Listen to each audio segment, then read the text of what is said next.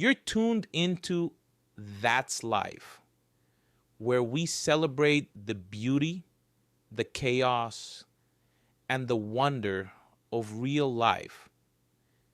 Sometimes it makes you laugh, sometimes it makes you cry, but it always makes you feel. Settle in. We're just getting started.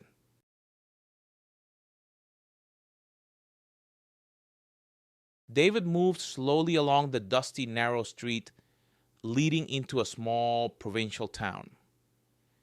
He had come here on business, having traveled a long way. First a flight to the regional center, then several hours of rattling in a suburban train. The journey had been tiring, but he felt no irritation. From his youth, he had loved to travel and saw such work trips as exciting adventures. As a rule, his business visits were connected with large settlements. The company where he held the position of chief economist specialized in selling household appliances. It was a vast and successful network with numerous branches throughout the country, the number of which was constantly growing. This time, he found himself in this town to resolve important issues related to opening a new store for their network here. All the business was successfully concluded. Problems were settled, necessary papers signed. He handled such tasks easily. It was routine. The next morning, he was to return to the regional center by suburban train and from there fly back to his hometown. The head office of this large company was located precisely there, which had turned out to be a very fortunate decision. The evening was free, and David decided to walk around the town, look around, see the local sights. Perhaps he could find a cozy place to sit for a while. He liked this town for its quietness and calm. Life here, he thought, probably flowed measuredly and predictably. In such places, people most likely knew each other well. Unlike big cities, here perhaps good neighborliness and lively communication between residents had been preserved. He was almost certain that peering into one of the yards, he would see a scene straight out of the past. Old people sitting on benches discussing the news, children playing in the sandbox, men busy repairing a car, women chatting after household chores by the entrance or front garden. All this vividly reminded him of his own childhood. Every summer, for at least a couple of weeks, Eleanor would send him to Robert's parents, her former in-laws. The boy eagerly awaited these summer days. His parents had separated when he was very young, and he couldn't remember that time. Eleanor remained resentful of Robert, believing he had left her for another woman. With his new chosen one, Robert moved to a distant city where her parents lived. So she couldn't leave her parents, but he abandoned everything here. Eleanor would often exclaim bitterly, recalling that difficult period, "And your father doesn't need either a son or his own old parents," she would add. "He's completely lost his head over a pretty face and long legs." It was hard for David to hear such words about his father. However, on the other hand, Robert indeed showed no interest in him.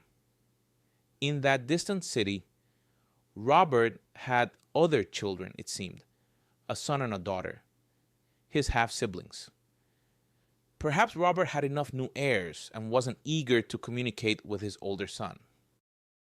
Or perhaps his new wife prevented his contact with the child from his first marriage.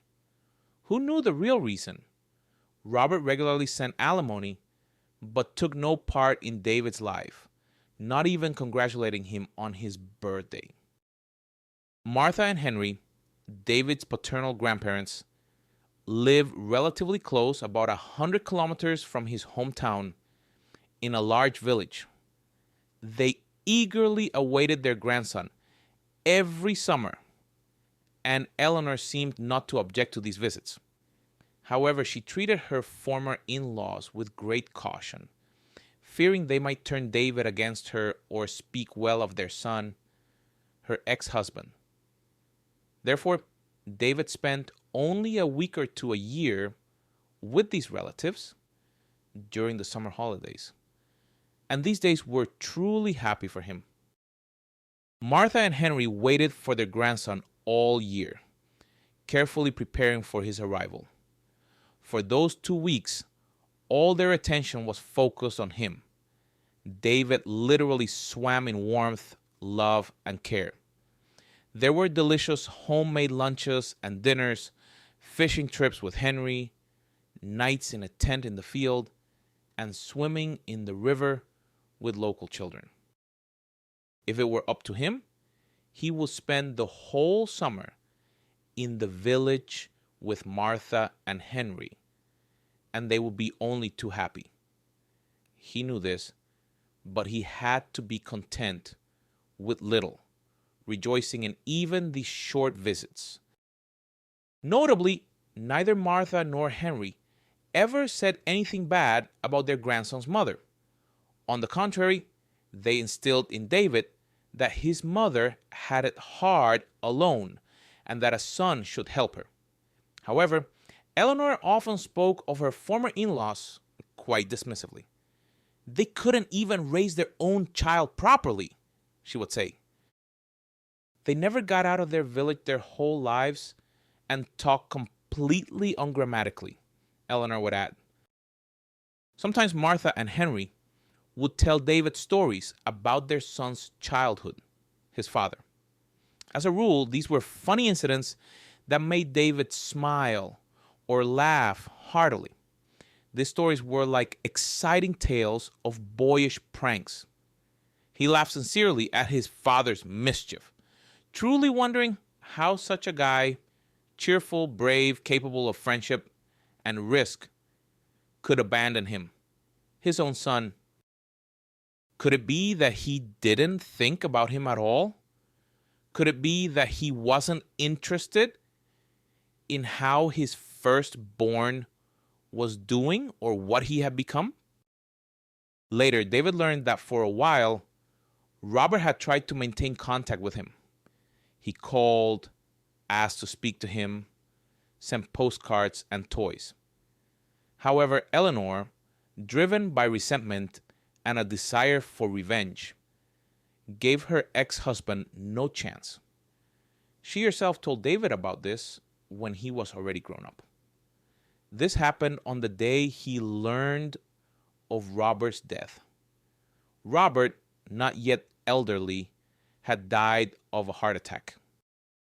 David barely knew the man, but the feeling of irreparable loss weighed on him then, like a heavy slab. Yes, Robert hadn't participated in his life, but David had always hoped that they would meet in the future. He imagined them talking, clearing up all misunderstandings, perhaps even starting to communicate.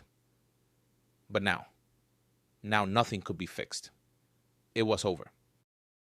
It was then, on that sorrowful day, that Eleanor spoke good words about Robert for the first time in her life.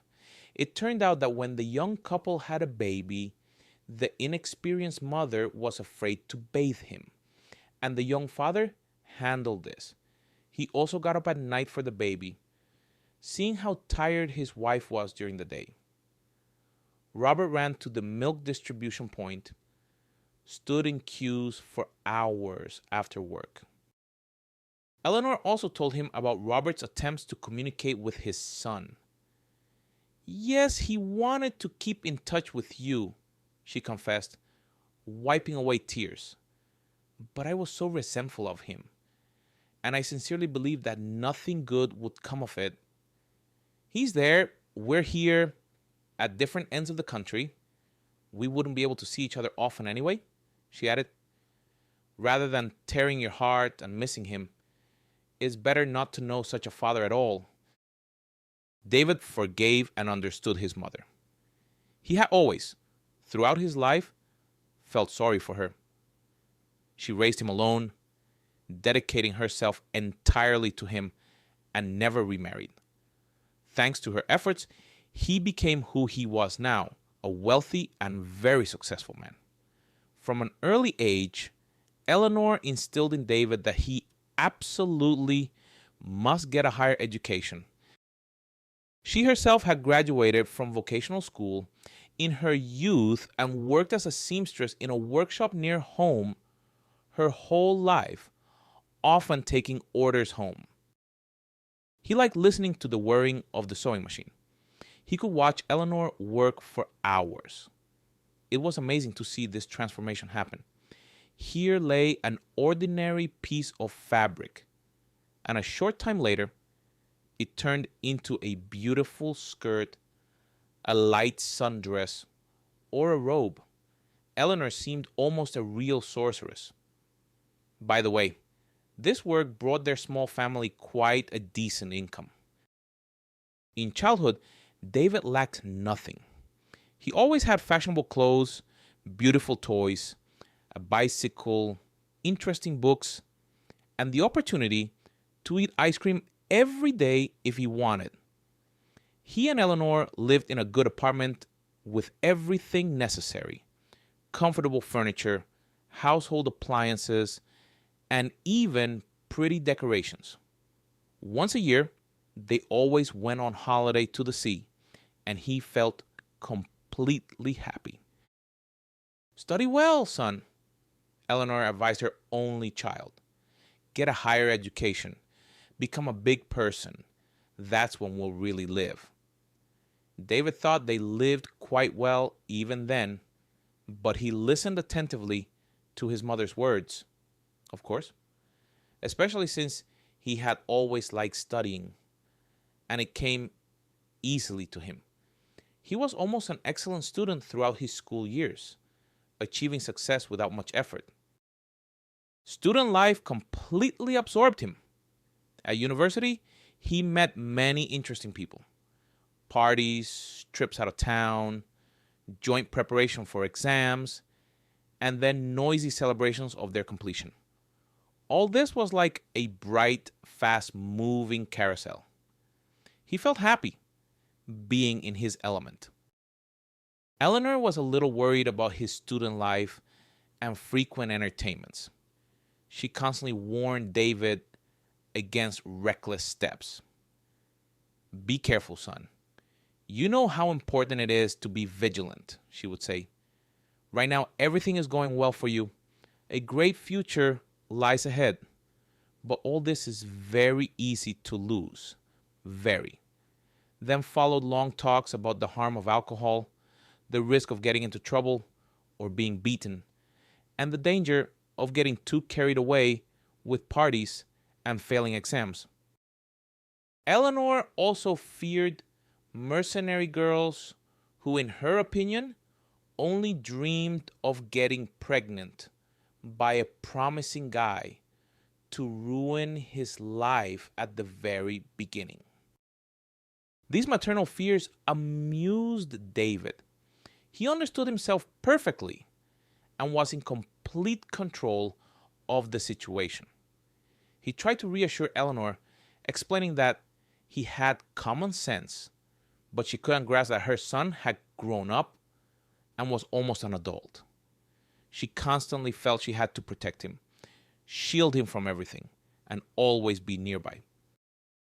Recalling his student years, David smiled. Eleanor was still the same now, constantly worrying about her only son and trying to arrange his life. Now Eleanor had a new obsession. Her son, a grown and successful man, was almost 40, and he was still unmarried. This seemed unacceptable to her. Eleanor persistently tried to introduce her long independent son to the daughters of her acquaintances and friends, whom she considered good girls from respectable families. It was both funny and extremely awkward. He wasn't angry with Eleanor, treating her concern with understanding and indulgence. He knew that she simply wished him the best, as she understood it.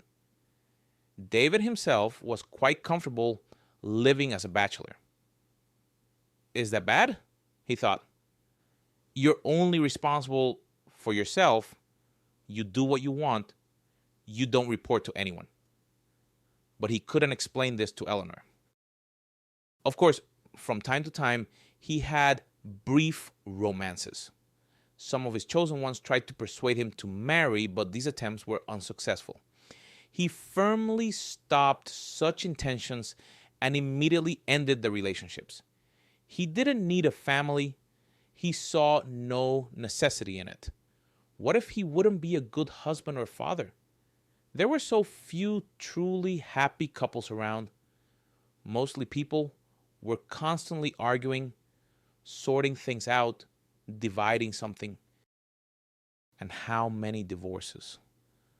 Adults couldn't sort things out among themselves, and children suffered from it. No, he didn't want such a fate for himself, and all this seemed too complicated. Many years ago, he had been absolutely sure that he had met his only love. These were genuine and very strong feelings. Then it seemed to him that the whole world around him had transformed, become brighter, kinder, warmer. And then came disappointment and almost physical pain. He didn't want to live, and he barely coped with this state thanks to Eleanor, who, by the way, found him a good specialist. It was scary to imagine what might have happened without the help of that professional. He didn't want to experience such shocks again, so he consciously chose a life where work was paramount. True, Eleanor couldn't reconcile herself to this, dreaming of seeing her son with a wife and children, but he thought she would somehow get over it. He himself didn't understand why these thoughts and memories suddenly flooded him. It all began when this provincial town reminded him a little of Martha and Henry in the village, his father's parents. They had been gone for a long time, passing away in the same year, almost one after the other. Eleanor had loudly resented that Robert hadn't even come to say goodbye to his parents, leaving all the care to his brother. Only later did David learn that during that period, Robert had serious financial difficulties and physically wouldn't have been able to get from that distant city to his small homeland so quickly. But then Eleanor had painted a vivid picture for David of his father's terrible deed, not mincing words. David sighed. Over the years, he understood more and more clearly that his mother, his beloved caring mother, who had done everything for her son, had put pressure on her only child. She had shaped his views on relatives as if molding him to fit her. Because of this, in childhood and youth, he often felt confused and lost. But what was the point of talking about it now? He held no grudge against Eleanor. On the contrary, he felt gratitude and pitied her. Not every woman was capable of laying her whole life on the altar of her child's future happiness. Eleanor had to work hard, cope with endless difficulties alone. He understood this perfectly, and therefore, as an adult, called her daily, visited often, and gave gifts for no reason. He knew that the attention of her adult son and his sincere gratitude were vital to her. His feet led him automatically to the square by the station. This was not surprising, as in small towns almost all roads led there. Well, he could have dinner somewhere nearby. There was surely a suitable cafe or even a canteen. He suddenly craved simple homemade food, the kind usually served in such establishments. And then, as if on cue, his eyes fell upon the sign he needed: Canteen. He walked quickly toward the eatery. To do this, he had to cross the square with a fountain. It was by the fountain that a trembling, dry, and cracked voice stopped him. Young man. It's very awkward for me to ask, but I have no other choice. Please, help if you can. He turned around and saw an elderly woman, hunched, with a wrinkled face, in an old faded dress.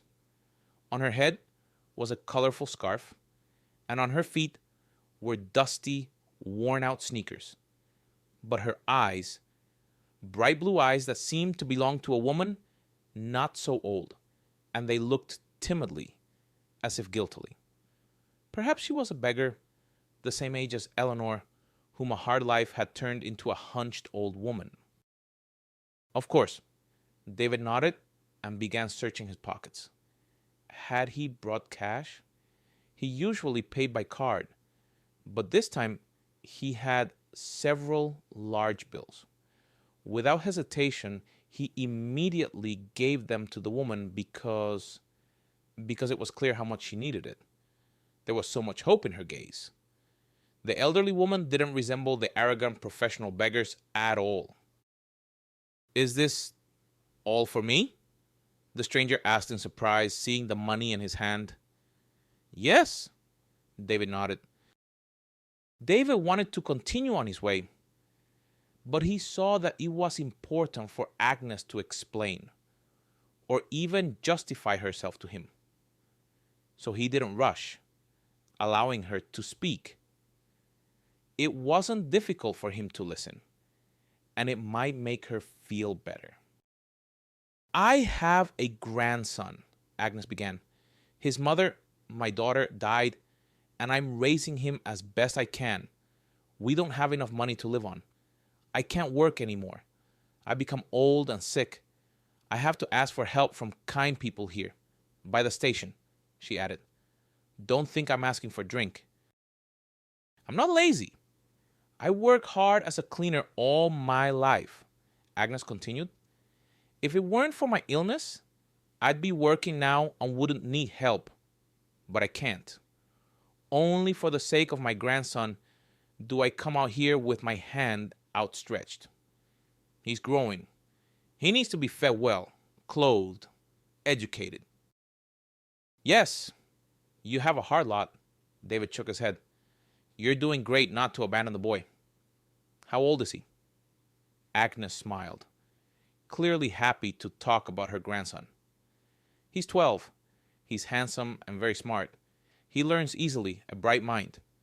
But he suffers because of our situation. He sees how hard it is for me and tries to earn money. He washes cars in the parking lot, mows lawns, she continued. He earns pennies, sometimes nothing at all. People cheat boys, and he wastes a lot of time. He comes home tired, and he's too worn out for lessons, so he neglects his studies. I tell him, study. Your main task now is studying. You don't need to overwork yourself like this. I'll manage. You need to study so you can stand on your own 2 feet later. But he doesn't listen to me. He doesn't listen. He doesn't listen, David repeated. This story touched him somehow, and he wanted to know more about Agnes's life and her grandson. Is he difficult for you? No, certainly not, she exclaimed, throwing up her hands. You misunderstood. My grandson is very good. He takes care of me, helps around the house. He only doesn't listen about continuing to work. It's hard for him. My heart aches for him.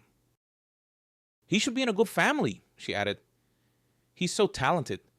Something will come of him.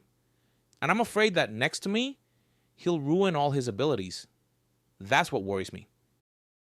With these words, Agnes adjusted the scarf on her head.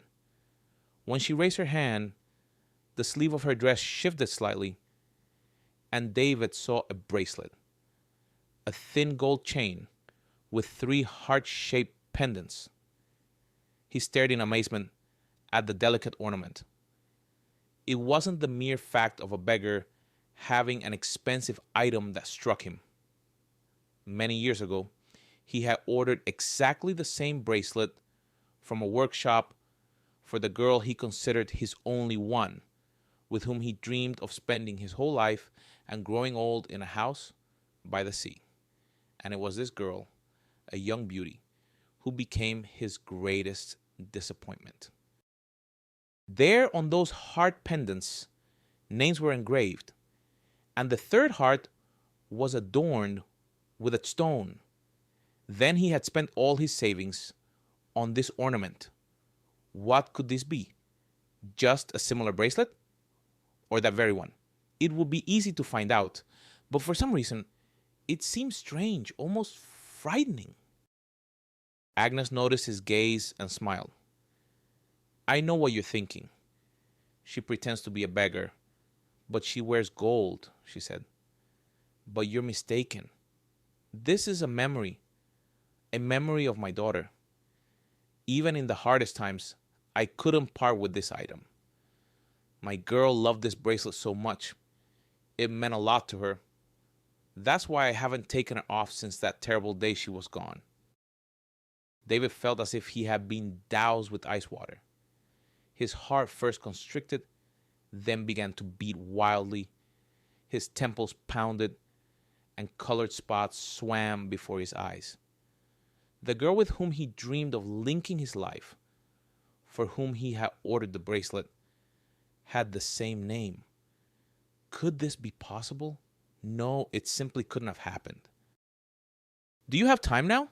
David asked. Yes, Agnes replied, looking at him suspiciously. This man had first easily given her, by her standards, a huge sum, and now he was acting very strangely. We need to talk, he said. I think I once knew your daughter. This bracelet and her name, everything matches. Maybe we can sit down? All right. Agnes nodded and headed towards a free bench by the fountain. David slowly followed her. He had met Sarah during the summer holidays, before the start of his final year. He had come to his university for mandatory work duty. The building had just been renovated, and students, along with a professional team of workers, were washing paint off the corridors. It was as part of this team that she was a fragile, large-eyed girl. He immediately noticed her, cheerful, bright, pure of soul. There was something incredibly captivating in her gaze. David constantly tried to meet her eyes, and when he succeeded, she would shyly lower her lashes, and he would feel happy. His heart would sweetly skip a beat every time he was near this wonderful girl. And this happened often, as he deliberately tried to be nearby. Surprisingly, no one else seemed to notice her special beauty. Even his classmate, a well-known local womanizer who never missed an attractive girl, paid no attention to her at all. Well, all the better. That guy knew how to handle girls. A couple of words were enough, and any beauty was his. David absolutely didn't want her to become one of his trophies. Seeing Sarah dragging a heavy bucket of water, he dropped everything he was doing and was by her side. "Let me," he said, taking the heavy load from her fragile hands. "Where does this need to go?" "To the second floor," she replied, not arguing. On the way, they started talking. Sarah turned out to be simple and modest, and it was easy and pleasant for him to talk to her. She, it seemed, also liked this handsome and smiling guy. The student work duty lasted only a couple of hours, while the team of workers worked a full day. On the day they met, he stayed with Sarah, helping her until the end of her shift. He absolutely didn't want to part with her, not even for a short time. After her workday ended, they went to the cinema. He held her hand in his and understood that right now his life was taking an important turn. Nothing like this had ever happened to him before. No other person had meant so much to him. They started dating. Gradually, they became closer, learning a lot about each other's lives. Both had grown up without fathers. Sarah didn't know hers at all and didn't seem to grieve about it. Both had only mothers. But while Eleanor had done everything for her son's higher education and prosperous life, Agnes didn't have such opportunities. She worked as a cleaner, earning very little. Sarah had helped her from a young age. After ninth grade, she went to a technical college, not even thinking about higher education, saying, I need to work, money is needed, no time to sit in classrooms. After finishing technical college, Sarah got a job with a team of workers and started earning a salary. Now there was a little more money in their small family, which was very timely. Agnes and her daughter had to rent accommodation. They didn't own any, and prices were constantly rising. So they lived, they didn't starve, but their means were only enough for the bare necessities. He was sure they would get married. He couldn't imagine any other destiny for himself. Sarah was completely his person, so gentle, kind, and fragile. He wanted to protect and cherish her. She had a hard job, but when they got married, she wouldn't do that, carrying heavy things and breathing paint fumes. He would have a good profession and a high-paying job. He could fully support the family. And she could do whatever she wanted. Manage the house, take care of the family, or go back to school. Of course, he shared his thoughts with Eleanor as he was used to telling her everything. You're out of your mind, Eleanor exclaimed in horror, hearing her only son's revelations. How many times have I told you this? You're a boy from a well-off family, a student at a prestigious university with excellent prospects. We have a large apartment after all. Do you have any idea how girls from poor families hunt for guys like you? Do you know how many people want to move into a comfortable life at someone else's expense? She added. No, Mom, she's completely different. You'll understand everything when you meet her. You understand a lot, Eleanor retorted. There will be as many girls like her in your life as you want. What wedding? You need a completely different girl from a respectable family with a higher education.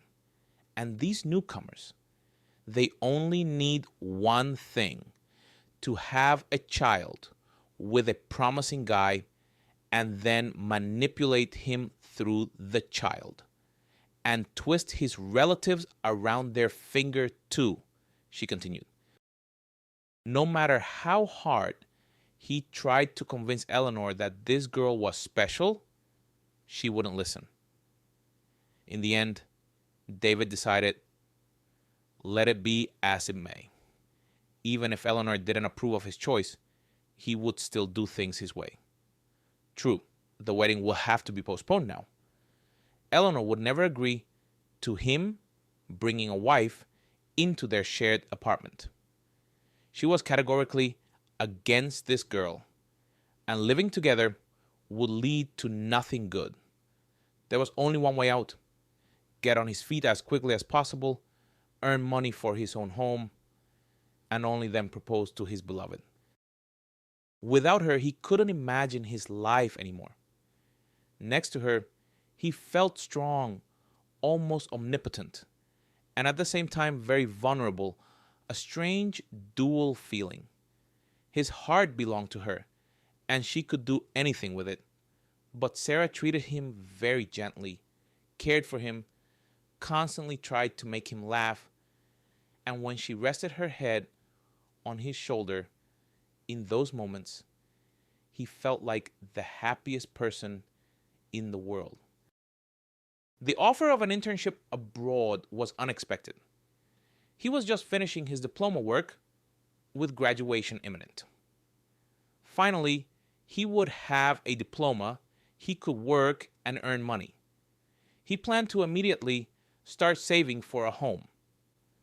Let it be a small apartment in an old building somewhere on the outskirts. The main thing was a place where they could start their family life.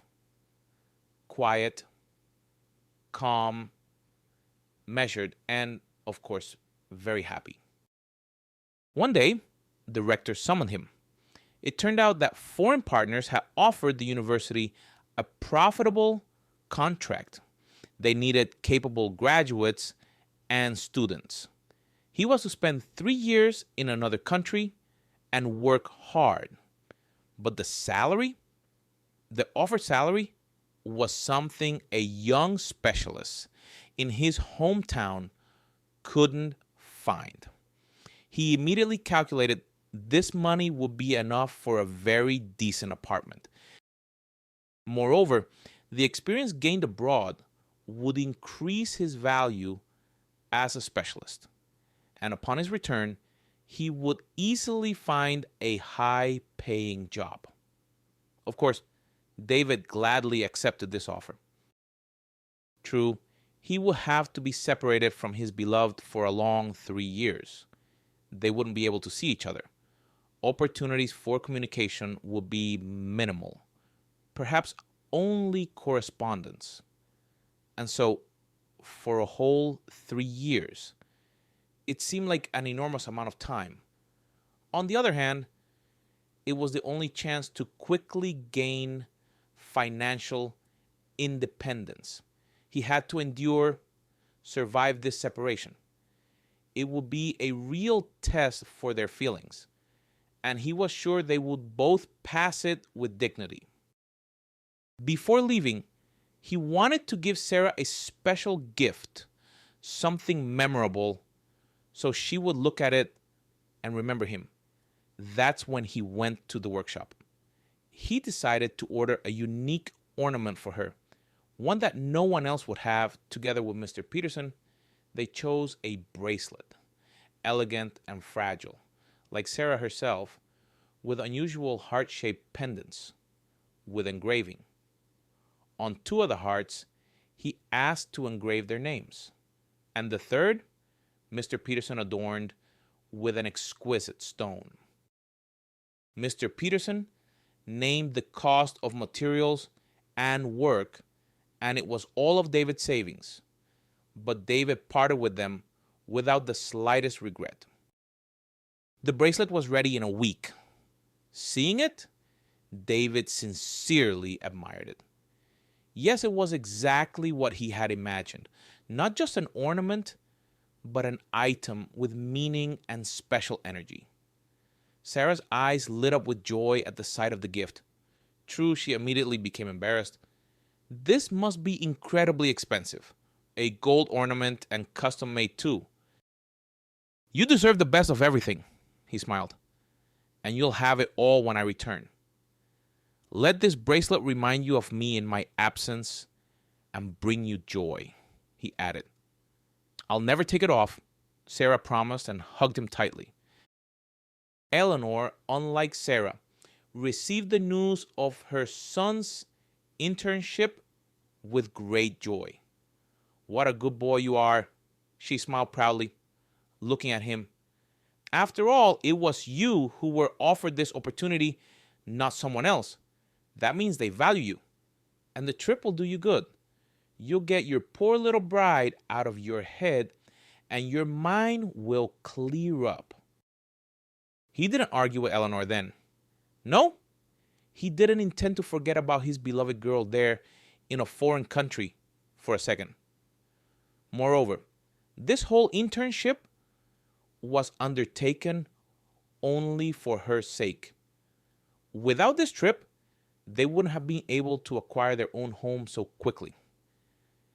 And this way, very soon, he would become completely independent, ready to start a family. It was worth working hard for their future happiness. And he working tirelessly. It wasn't easy. He had to delve into complex financial documents, overcome language difficulties, learn a lot of new things, but he coped with all the tasks. He had a clear goal, and he was moving towards it with a confident, firm step. He often called Eleanor, dialing her either from the office or from the hotel. She was very happy with these calls, showering her son with compliments and questions. But with Sarah, he had to communicate only by correspondence. She didn't have a home phone, so he couldn't call her to hear her voice. He missed her terribly. The longing began to overwhelm him almost immediately after leaving. The correspondence didn't last long. After only a couple of months, letters stopped reaching Sarah. He himself wrote regularly, almost every week. But did she receive his messages? Probably not. Otherwise, she would surely have replied. "Mom, do you know what happened?" he wondered during a conversation with Eleanor. "Do you know why she's not answering my letters?" "How would I know?" Eleanor replied reluctantly. "Maybe your flighty girl ran off with someone. That's what they're like." "You're hiding something. I'll drop everything tomorrow and fly home. I need to make sure she's all right." "Don't you dare!" Eleanor exclaimed, frightened. "She's fine. She's waiting for you. It's just problems with international mail right now, temporary communication difficulties in the country. So letters aren't getting through either way. So don't worry and just work." It was hard to spend those years without any contact with his beloved. Eleanor spoke about her reluctantly, trying to change the subject. When David insisted strongly, she would briefly say that everything was fine. The girl was alive, healthy, and working. He often asked Eleanor to arrange a phone call. He really wanted to hear her voice, to know how she was doing. But Eleanor was adamant. "No such person will be in my house," Eleanor invariably replied. He was angry with her, but he understood that she had the right to say that. It was her apartment, and she wasn't obliged to let in someone she couldn't stand. He had no doubt. When he returned home and got married, Eleanor would have to meet the girl. And then Eleanor would see and understand what a wonderful person this girl was. She would accept her. She would definitely change her mind. He was sure that's how it would be. He wished that moment would come sooner. 3 years of the internship, on the one hand, flew by unnoticed. He had a lot of work, complex and interesting tasks, which brought a good income. On the other hand, those 3 years without his beloved seemed like an eternity. He missed her voice, her eyes, her scent, her touch. She appeared in his dreams. He imagined her in girls he met. In all that time, he paid attention to no one else. Although there were opportunities, many young female employees worked at the company, not averse to meeting a promising guy. But he thought only of her. He didn't need anyone else. Eleanor, by the way, greatly hoped that her son would find a suitable girl there and often asked about it. He had to disappoint her every time. Why would he need anyone else when she was his destiny? The internship period was coming to an end. He had accumulated enough funds in his account, enough for a very good apartment in his hometown, with money left over for a car. In the last week before leaving, he went shopping in local stores, choosing gifts for his beloved. A beautiful dress, unusual jewelry, even toys. It was pleasant to imagine what might make her happy. Eleanor met him at his arrival point. In 3 years, she had changed a lot. She had gained weight, had more wrinkles, and more gray hair. He was happy to see his loved one. Mother and son hugged tightly and went home. "You've grown up so much," Eleanor said, not taking her eyes off him. "You've become a real man, so handsome and tall." He smiled, feeling the same way.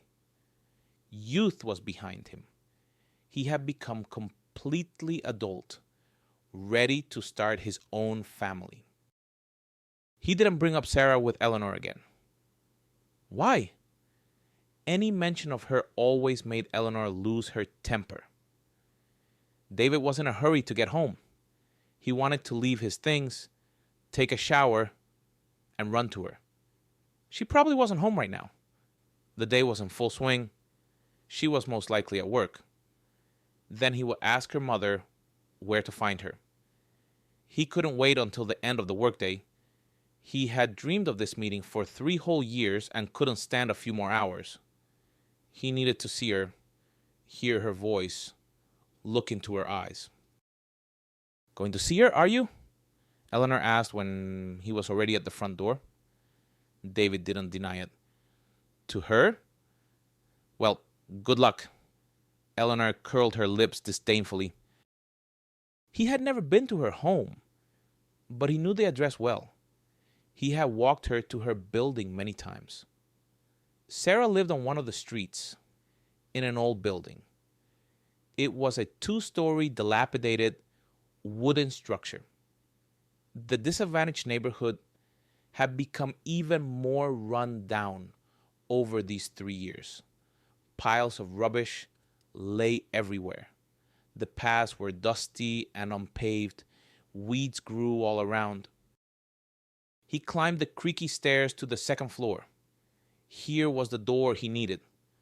First, he pressed the doorbell, but realizing it didn't work, he knocked firmly. The door didn't open immediately, about 2 minutes later. Standing on the threshold was an elderly man in a greasy robe with a sharp, unkind gaze and gray, matted hair. Who was this? Sarah had said she lived with her mother. Who was this old man? "Good afternoon," David greeted politely. "I'd like to speak with one of the apartment's residents." "He's right here in person." Mr. Harrison smiled proudly. "What did you want to talk about?" "I'm not inviting you in. My grandchildren are sleeping right now, and I wouldn't want to wake them." Of course, David quickly agreed. An elderly man? Grandchildren? Maybe he had the wrong door. "So, what's the matter?" Mr. Harrison waited, seemingly starting to lose patience. "You see, I'm looking for a young woman. I seem to have the wrong address, but she lives somewhere nearby. Can you help me? Perhaps your neighbors?" Mr. Harrison shook his head. "People like that lived here, yes. A girl and her mother. But they moved away somewhere very quickly too. This is my apartment. They rented it from me. I don't know why they suddenly decided to leave so unexpectedly, as if they were running from someone. Well, it was convenient for me. My son had children, twins right away, so we moved here. It's more spacious here after all." They left. "And you don't happen to know where or why?" "No, they didn't report to me," Mr. Harrison replied. "And I didn't ask. I don't need extra information. I'm not in the habit of prying into people's lives. The mother and daughter packed their things in one evening, paid me, and that was it. From their conversation, I understood they were going to another city, but which one, I don't know." David understood then that he had lost her forever, but he didn't give up immediately. He started a real investigation. He even went to her former workplace, found her friends there, and talked to them. They knew nothing about where Sarah and her mother had gone. She hadn't shared her plan with them. She became strange back then, long before that departure. Lisa, her colleague and friend, readily shared her memories. At first, she was very sad when you left for the internship. Then suddenly she became somehow joyful, but it was a quiet, inner joy. She was radiant. We thought maybe she fell in love again, but she denied it. Something was definitely happening with her, though. I know her well, she added. Then, then something happened again. She walked around pale, frightened, confused. I tried to find out what happened, offered help. I felt sorry for her, but nothing could be gotten out of her. And then suddenly, this abrupt departure. In short, nothing about her is clear, Lisa concluded. Having learned nothing from her acquaintances, David went to the police with a statement about the disappearance of his beloved girl. There, they just laughed at him. They explained that the girl and her mother were adults who could move freely around the country without informing anyone. Maybe she ran away from you? Officer Miller smirked, looking at the bewildered man. She doesn't want to communicate anymore, and you don't understand hints. So she left. It happens. You're not a relative. I can't accept your statement. There are no grounds for a search. After some time, David lost all hope. He understood that he would never find her in the vastness of this huge country. His beloved girl and her mother had never owned their own home, so they could easily leave for any city. Trying to find them was like searching for a needle in a haystack. But why? Why did she do this? Did she really fall out of love and run away? Or did something else happen in her life? However, what difference did it make now? It was obvious that they would never meet again. And then David plunged into complete despair. While he was rushing around the city, making attempts, searching, hoping, it seemed to him that everything could still be fixed. But now he knew she had disappeared forever.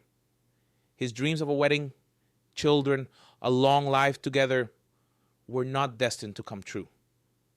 What was the point of that internship then? What was he saving money for? Why did he leave at all? He suddenly realized that he didn't want to live at all. What was the point? She wasn't there anyway, and never would be again. He thought about the reasons for her disappearance from morning till night now. He lay in his room with the door closed, listened to sad music, and pondered nonstop. Maybe Lisa was right, and she met someone else? Or maybe she just couldn't wait so long and left to find a new life because staying here was unbearable. In any case, she easily erased him from her destiny without even leaving a note or message. She could have sent it through a friend or through Eleanor, her potential mother-in-law. Did that mean he meant nothing to her? She was his whole world, the meaning of his life, and he was just an acquaintance with whom it was pleasant to spend time. He didn't want to live at all. He barely ate, didn't answer numerous calls, didn't talk to his worried mother, who constantly tried to reach her adult son. What are you suffering for? What are you worrying about? She would ask. Well, the girl didn't wait. It happens all the time. She has her life, you have yours. It's a normal situation, and you're acting out a universal tragedy. Eleanor probably wanted to alleviate his condition, but her lamentations only made him feel worse. Mom. She didn't understand anything. She simply couldn't look into his heart and grasp what was happening there.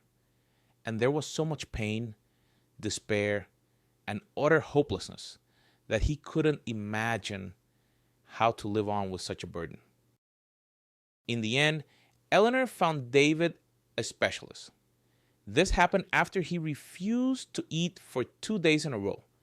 She couldn't even make him touch food, and then she became truly frightened that her son might simply die. A short man in simple clothes came to their apartment. He was probably just over 50, with gray hair at the temples and horn-rimmed glasses. Eleanor had called Dr. Adams to the house, understanding that the chances of David voluntarily visiting a clinic were minimal. David had no idea what effort and expense it cost Eleanor to arrange this visit. This man, he just sat nearby and said something in a quiet voice. At first, David didn't listen, but then he became interested. Dr. Adams miraculously actually helped him. He must have been a true professional. After several sessions, David felt like a completely different person. He understood that life went on without her, and there were still many interesting and important things in the world. It was selfish and foolish to spend time in sadness, lying on the bed, and doing nothing. Sarah's disappearance was her choice and her right. No one belonged to another. If she wanted to, she left. She knew where to find him, and if she had had the slightest desire, she would have appeared by now. He couldn't say he felt happy. No, the longing for his beloved was still very strong, but at least he had the strength to move on. David understood that it was time to act. Look for a job, somehow arrange his life. Dr. Adams advised him to continue treatment at the clinic, but he refused. He felt he had received enough help and could now cope on his own. Finding a job was not difficult. With his experience and recommendations, he was hired as a senior economist at a local household appliance company. The salary was immediately more than decent.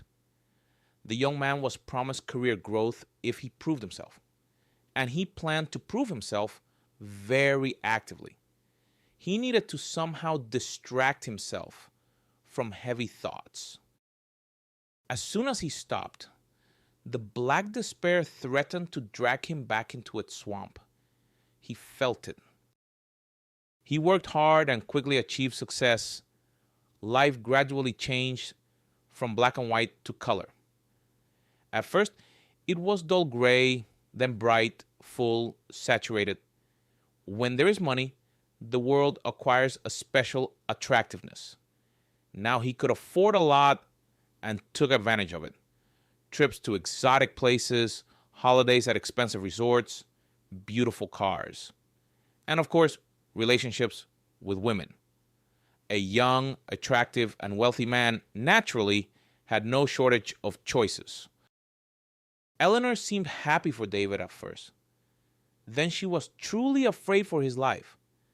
The sight of an indifferent man spending days in his room frightened her. But after years, his too free lifestyle began to worry her. "You need to get married, son." He heard this phrase from Eleanor more and more often. But he couldn't agree with her. He was fine as he was. He felt free and almost happy. He had already been through serious relationships and absolutely didn't want a repeat. When you love someone, you become so attached that you can't breathe without that person.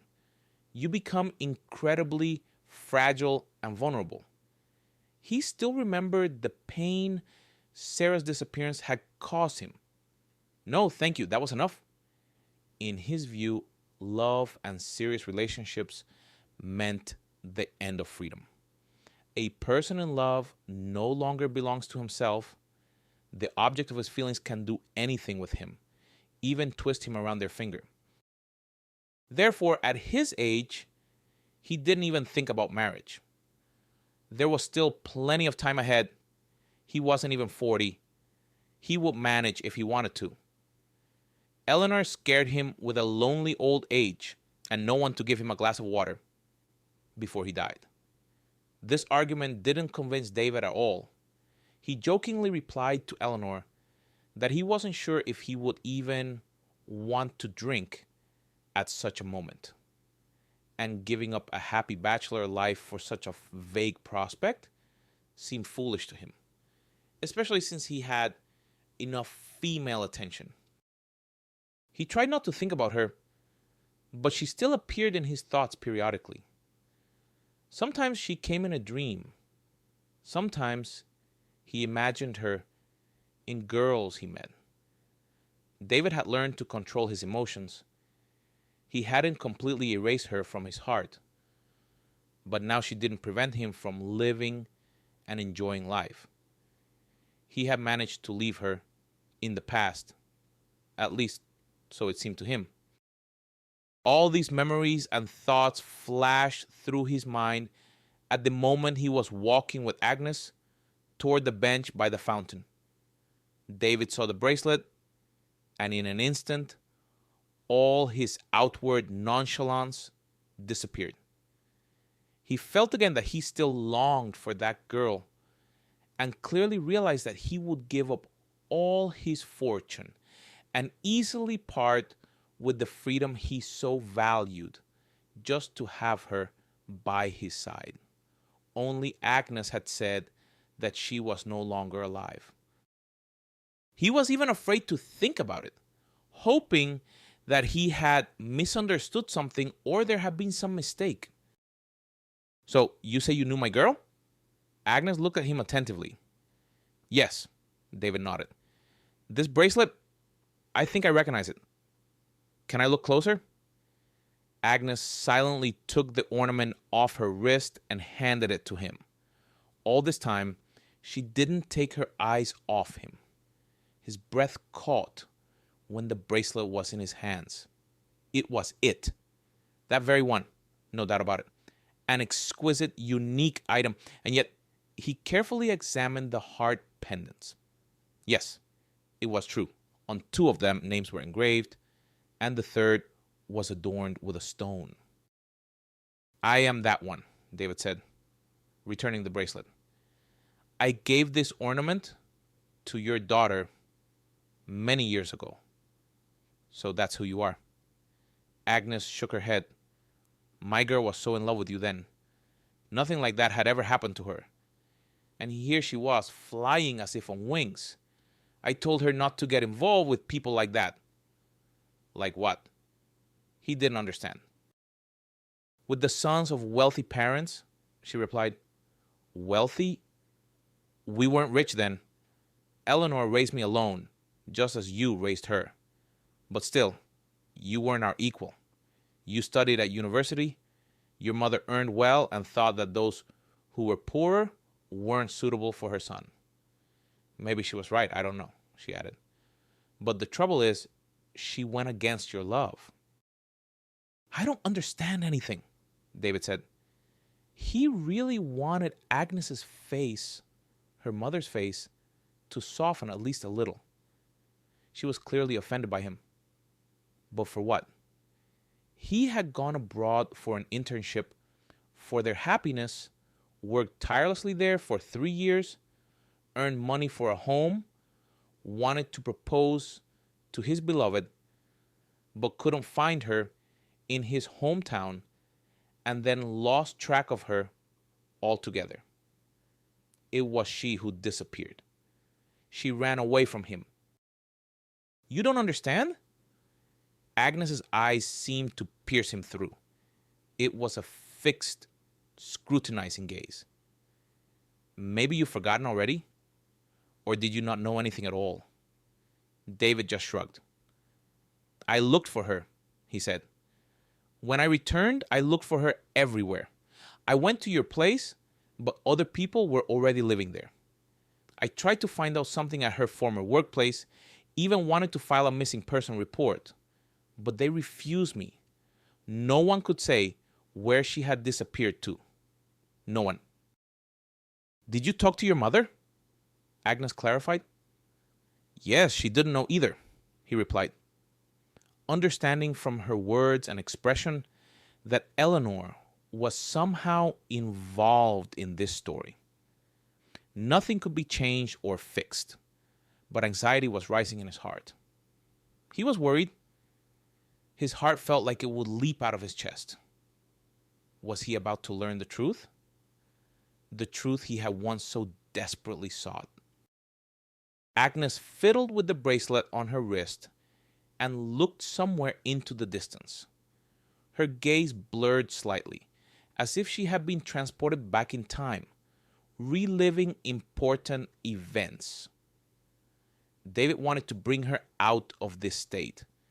It was important for him to know the truth, to hear the story as soon as possible. All these years, he had lived in the full conviction that he had left this situation behind. He had entertained himself, enjoyed life, worked hard, and now a chance meeting had changed everything, bringing to the surface feelings and emotions he had hidden for so long, even from himself. He felt lost and vulnerable again, felt the physical pain of being unable to take her hand, to look into her eyes. David needed to hear what had happened after he left the country as soon as possible. But Agnes sat, her lips stubbornly pressed together, looking into the distance, and he didn't dare disturb her. This was an elderly woman who had gone through something very terrible. She needed time to collect her thoughts. My girl, she loved very much, Agnes finally began. You were the most important person in the world to her. I noticed right away that something was happening with her. She started staying late after work too often. And she came home so happy, all radiant. It was immediately clear to me that a guy was involved. I didn't pry into my daughter's life. I knew the time would come and she would tell me herself. I just asked her to be careful. I thought someone from her team had started courting her, she continued. But look how it all turned out. Agnes raised her daughter alone. She herself was from a village, but didn't want to stay there. She had made a great effort to leave and settle in the city. Of course, it didn't turn out exactly as she had dreamed, but it was still better than village life. She planned to go to technical college after school, but nothing came of it.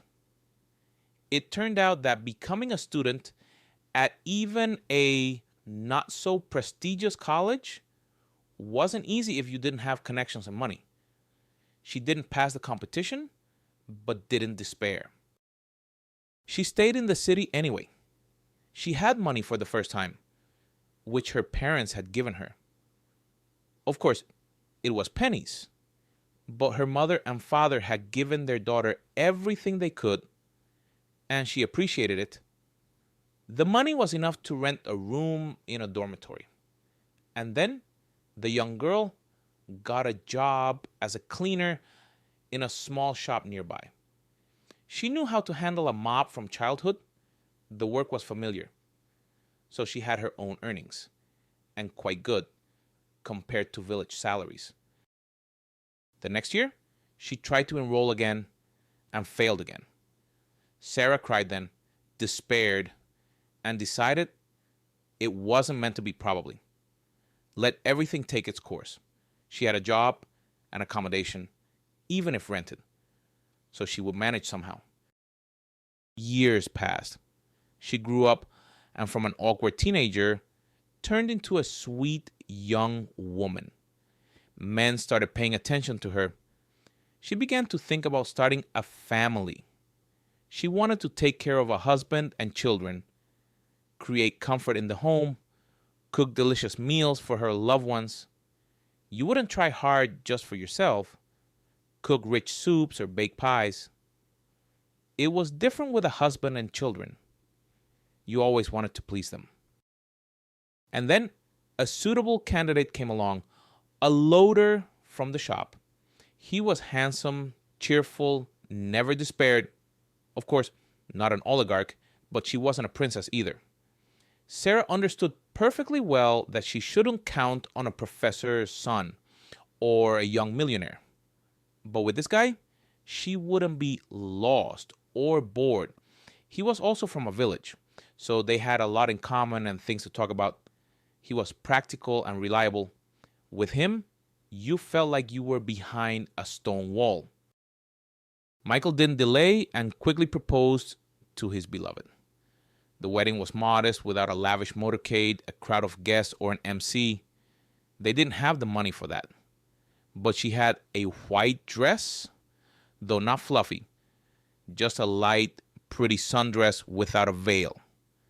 The young couple, with a couple of friends and the bride's parents, sat in an establishment, celebrated the event in a small circle, and dispersed. Michael had been an orphan since he was 12. He was raised by his father's sister. He didn't receive much love or attention there. They raised him until he was of age, and with a sense of duty fulfilled, sent him off to an independent life. So he managed as best he could. Agnes dreamed that now their happy life would begin. Together, of course, it would be easier to make their way. They would manage. They rented not just a room in a dormitory, but a separate one-room apartment, which they could afford on 2 salaries. Michael had big plans. He intended to acquire his own home. She looked at him with hope and pride. If he said they would have their own apartment, then it would be so. He didn't throw words to the wind. However, the young couple's plans were not destined to come true. Michael tried to earn every penny he could. He worked odd jobs at construction sites, helped unload wagons at the station. He didn't get enough sleep and ate poorly. When his wife, feeling sorry for him, persuaded him to refuse another odd job, he just smiled.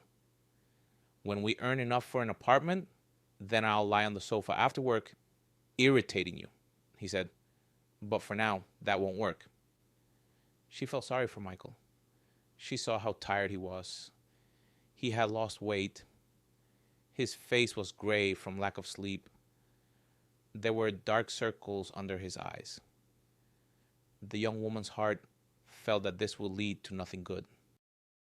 And so it happened. The misfortune occurred at night when she was sound asleep at home.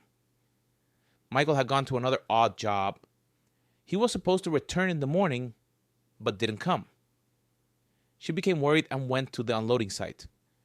She knew he was supposed to be unloading a freight train there. That's where they told her everything. It turned out that he had already finished his work and had even been paid. Michael was heading home, but for some reason, he walked along the tracks and didn't hear the approaching train. The machinist spotted a man sitting on the tracks in the dark too late. It's unclear why he was sitting there and didn't move. Didn't he see or hear the train? Wondered the worker who told her this story. But the woman understood everything. Michael was simply very tired, completely exhausted. He probably fell asleep there, right on the tracks, without reaching home. He sat down for a second to rest and passed out. So she became a young widow. She suffered greatly from the loss of Michael. With him, her hopes for a strong family, her own home and old age beside her beloved collapsed. And in this difficult period of her life, she suddenly realized she was expecting a child. This news both pleased and saddened her. Pleased because Michael, it turned out, hadn't disappeared without a trace. He would live on in their child. The news upset the future mother for many reasons. Firstly, Michael didn't get to know about the baby. It was bitter. He would have been so happy. Secondly, how would she manage alone? Her salary barely covered herself, and now a baby. The situation was very difficult. After crying from joy, anxiety, and many other feelings that overwhelmed her, the woman pulled herself together. She would manage. She wasn't entirely alone. She had parents in the village. They would help. But Michael's death wasn't the only blow of fate. Her parents, a tragedy had also happened to them. There was a short circuit in their old house. The wooden structure burst into flames instantly, and her parents couldn't get out. Both died. She couldn't believe that all this was really happening. First her beloved husband, now her parents. No home, no loving relatives nearby. The woman was left completely alone in this uncomfortable and, as it seemed to her then, hostile world. She didn't want to eat or drink. She went to work automatically, just out of habit. It seemed she ate and even talked to someone. But at that time, it felt like everything around her was just a terrible dream, unreality. Sometimes people seemed like actors to her, and houses, trees, furniture, cardboard props. She felt as if she was watching herself from the outside. There were no tears, only a constant heaviness in her soul. Sometimes panic would suddenly set in. It became hard to breathe. She gasped for air. Colored spots appeared before her eyes, obscuring the world. Then it would pass, and a strange apathy would return. She lived like this for about 2 months. The feeling of complete loneliness and uselessness became almost habitual. Before, her parents and husband had loved her, and she had adored them. And now, why should she even live in this world? Dark thoughts began to visit the woman.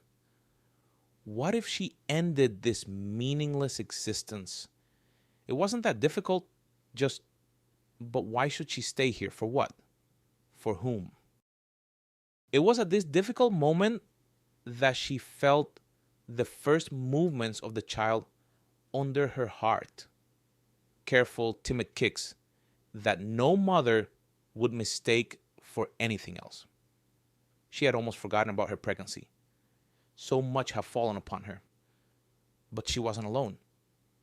Soon her baby would be born. Michael's child. Maybe he would look like him? She hoped so very much. From that moment on, the woman pulled herself together. She suddenly clearly realized that she would soon be a mother. This meant she needed to be strong for the baby. A child. He was not at fault for anything so fragile and vulnerable. He needed someone to lean on in this crazy world. And that person would be her. The woman seemed to awaken from a terrible dream and actively set about her tasks. There wasn't much time left before the birth. She had to resolve many issues and problems. Firstly, get the insurance payments for the burned house. This amount should be enough for the time until she could work, if she economized, of course. Secondly, complete all necessary documents at the medical institution. Thirdly, start gathering a layette for the baby because a child needed so much.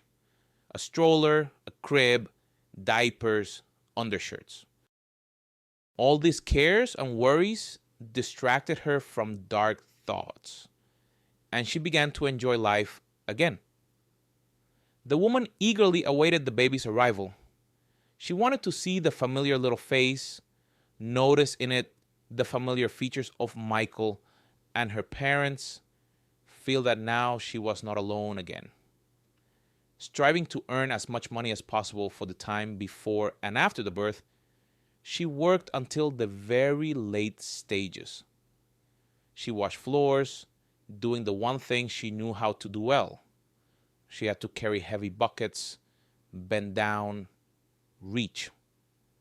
As a result, labor began a little earlier than expected, which she hadn't anticipated at all. Nothing had indicated it. Anyway, an ambulance was called for the young woman right at work, and from there, she went to the hospital. Several hours of torment, and her treasure, a tiny girl, was placed on the new mother's chest. The baby looked unusual. She was wrinkled and somehow bluish. The little one was immediately taken to the premature babies unit. For a while, the woman didn't know what was wrong with her daughter. The doctor said little, brushing her off. Anything happens. What did you expect? The senior nurse replied irritably. You didn't carry to term. They don't take care of themselves first, and then they suffer. What she went through during those days until her little one's condition stabilized. She had never been so scared.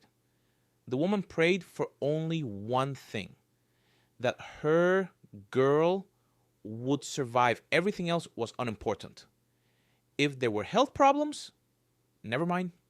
They would cope with everything. The main thing was that the little one lived. She definitely couldn't have endured another loss now. And the girl survived. Moreover, she was discharged from the hospital as a completely healthy child without any diagnosis. Only her low weight reminded of the prematurity. The woman thought she would fatten her daughter up, but she remained fragile, almost transparent. However, it even looked beautiful and touching. The girl, as her mother had hoped, greatly resembled her father. She was just as clear-eyed, smiling, and charming.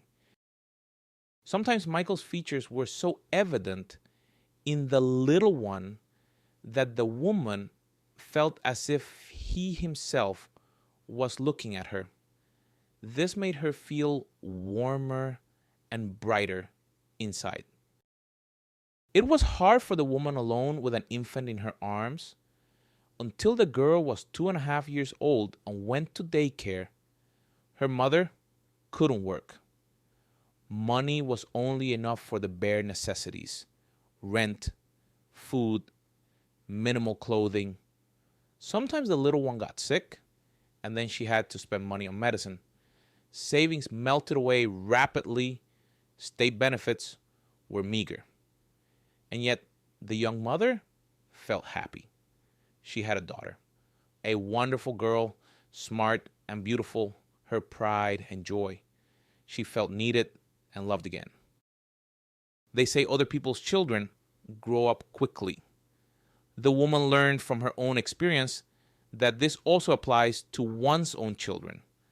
Time flew by with incredible speed. Here the girl was already going to daycare, had turned from a tiny baby into a princess with fluffy pigtails. A change of scene, and she was already a first grader.